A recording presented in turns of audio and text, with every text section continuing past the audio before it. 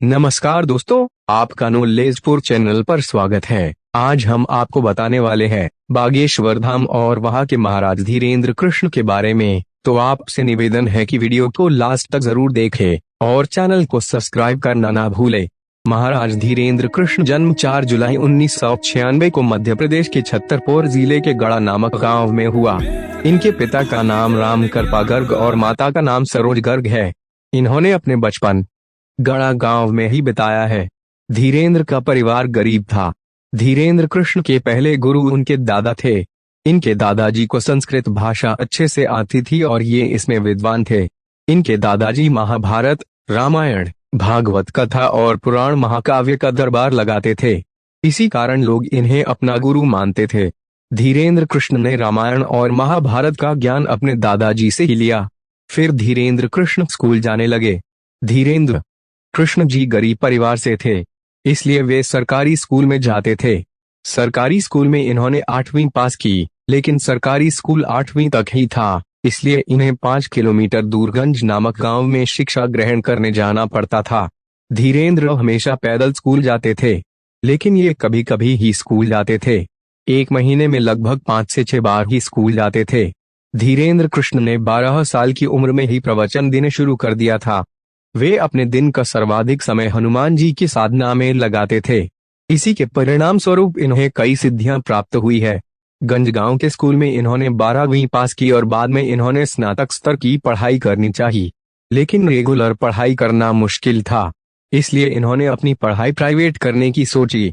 इन्होंने अपना दाखिला BA में करवा लिया, लेकिन वे कॉलेज नहीं जाते थे। धीरेन्द्र के दोस्त अच्छे कॉलेजों में शिक्षा ले रहे थे, लेकिन आर्थिक स्थिति ठीक न होने के कारण धीरेन्द्र ने इस पर ध्यान नहीं दिया। इसी दौरान इनका झुकाव पढ़ाई से हटकर मानव सेवा की ओर चला गया और इन्होंने आगे पढ़ाई नहीं की। धीरेन्द्र जी ने अपने पूर्वजों के मार्गदर्शन को अपना कर्तव्य मानते हुए कल्याणकारी कार्य करना चालू कर दिया। इनके जीवन की आर्थिक स्थिति ठीक नहीं थी, इसलिए इन्होंने अपने परिवार का पालन पोषण भिक्षा मांगकर किया था। ये पंडित थे, इसलिए भिक्षा मांगना इनके लिए कोई बड़ी बात नहीं थी। आज धीरेन्द्र कृष्ण के पास सब कुछ होते हुए भी ये भिक्षा मांगकर खाते हैं। धीरेन्द्र कृष्ण परिवार के सबसे बड़े थे। इनके 2 भाई और 1 बहन है। बड़े होने के कारण परिवार की सारी जिम्मेदारी इन पर ही थी। इनके पिता बहुत कम काम करते थे, इसलिए इनको ही आगे बढ़कर काम करना पड़ता था। बाद में इन्होंने सत्यनारायण भगवान की कथा सुनना शुरू कर दिया। इससे इनकी आर्थिक स्थिति में सुधार आने लगा। दादाजी बालाजी का दरबार लगाते थे और मंदिर में बहुत सारा चढ़ावा आता था, लेकिन इन्होंने कभी भी इन पैसों का उपयोग घर खर्च के लिए नहीं किया। धीरेन्द्र कृष्ण ने अपना ध्यान ईश्वर भक्ति में लगाया रखा और इसी के बदौलत इनके पास आज बहुत बड़ा दरबार लगता है। लोगों की इनके प्रति बहुत आस्था है। आज ये भव्य भंडारा लगाते हैं, गरीबों के बच्चों के विवाह करवाते हैं और निःशुल्क भोजन करवाते हैं। इन्होंने अपने चमत्कारों और प्रवचनों से बहुत लोकप्रियता अर्जित की है और श्रद्धालुओं में श्रद्धा बढ़ती जा रही है।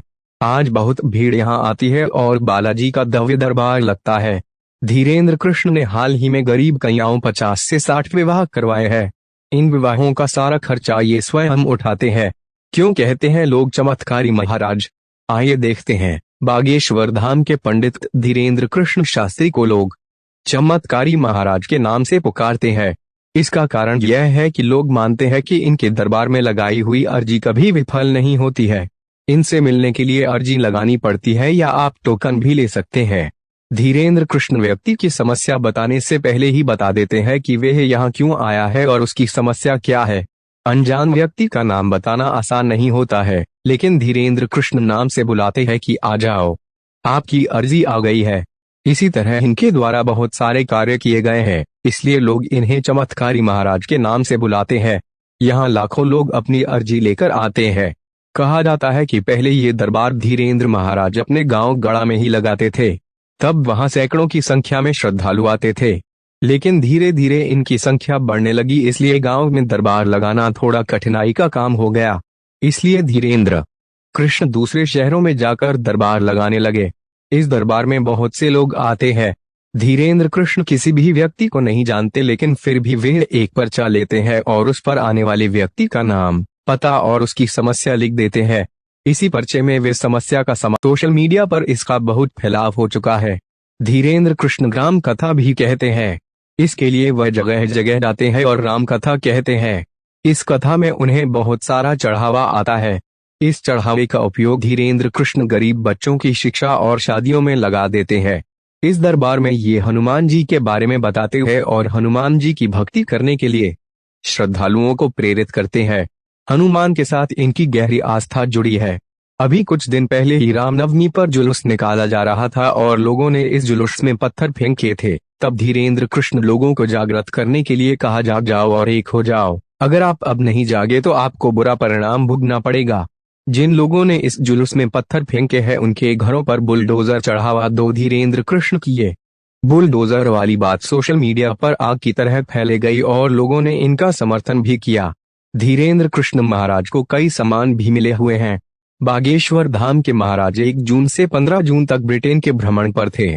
जब वे लंदन पहुंचे तो एयरपोर्ट पर धीरेन्द्र कृष्ण का बहुत सुंदर तरीके से स्वागत किया गया। इन्होंने लंदन और लेस्टर शहर में जाकर श्रीमद् भागवत कथा और हनुमत कथा का वाचन किया। ब्रिटिश संसद द्वारा इन्हें 14 जून को 3 पुरस्कार से सम्मानित किया गया। भारत के लिए यह बहुत गौरव की बात है। जब धीरेन्द्र कृष्ण को ये पुरस्कार दिए गए तब ब्रिटिश संसद में जय श्री राम की प्रबल ध्वनि गूंज उठी।